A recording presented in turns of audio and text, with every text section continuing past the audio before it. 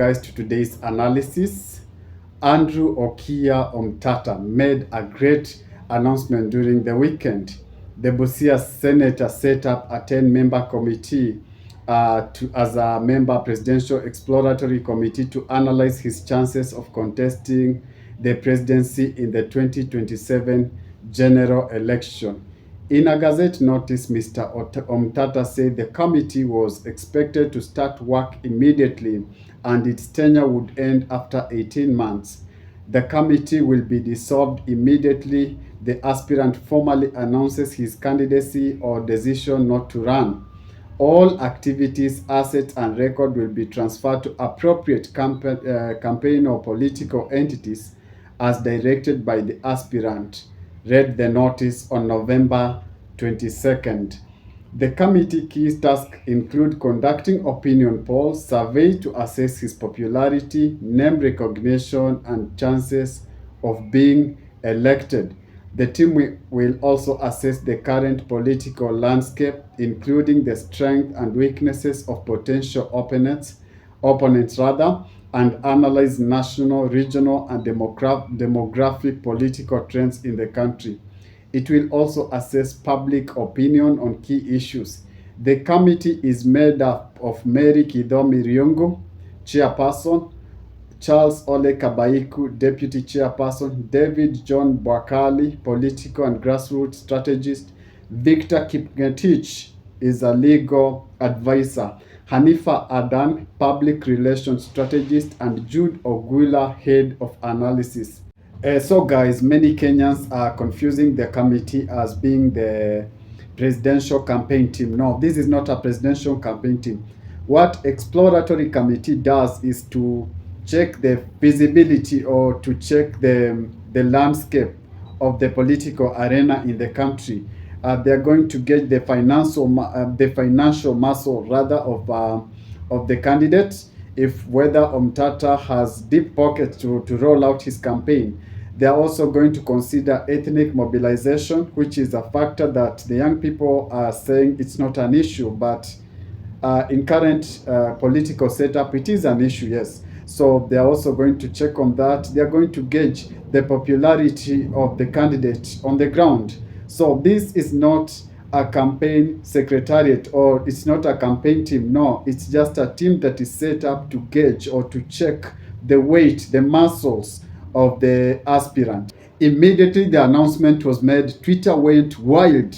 Everyone was congratulating Omtatah. Others were saying that they're going to offer their support, their tech-wise support, their knowledge, their finances, just to make sure Omtatah becomes becomes president in 2027. Here are some of the tweets that made round on social media.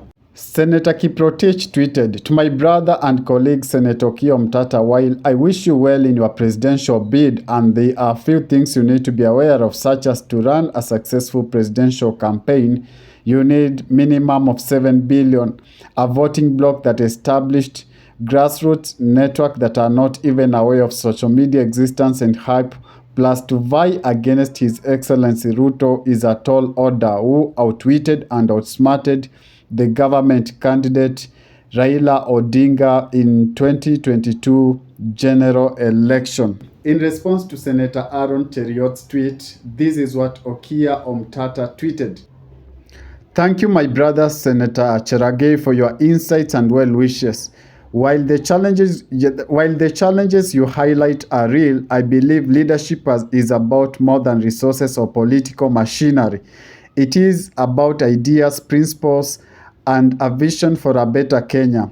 True change often starts with bold steps even when the odds seems insurmountable. Let us keep the focus on building a Kenya that works for all." A few Kenyans also had this to say. Twitter user going by the name Rapture the Scientist said, "Usirudi nyuma Omwami.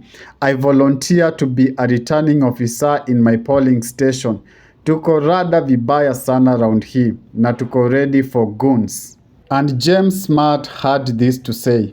Someone said Kenyans don't hate corruption. They hate that they are not the ones doing the feasting.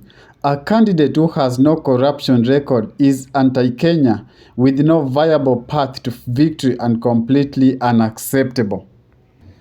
So guys, those were just but a few tweets from Kenyans who are expressing their opinion towards the Omtatah 2027 candidacy or presidential ambition.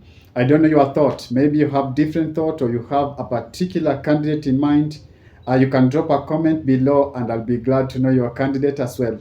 Away from that, during the weekend, Gachagua caused a storm at Ihura Stadium. Let's watch the video before we analyze it. Pole pole, pole pole, pole pole, pole pole. Pole pole wewe.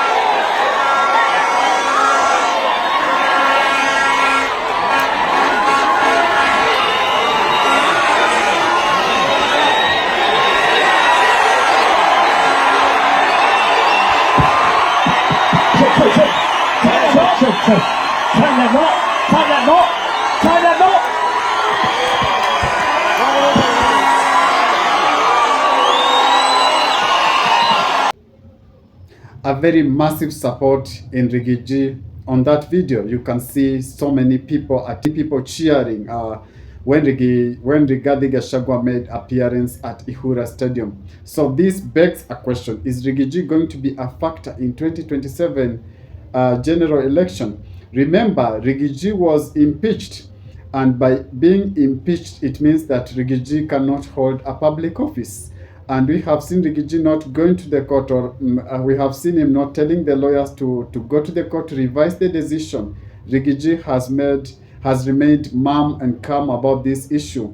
So we don't know if Rigiji is going to have or is going to support a candidate. That means that any support that Rigiji is going to give a candidate, let's say like Omtatah, is going to have a great impact in 2027 general election. If it's your first time on my channel, please hit that subscription button and support my channel. Engage me and I'll be glad to engage you back.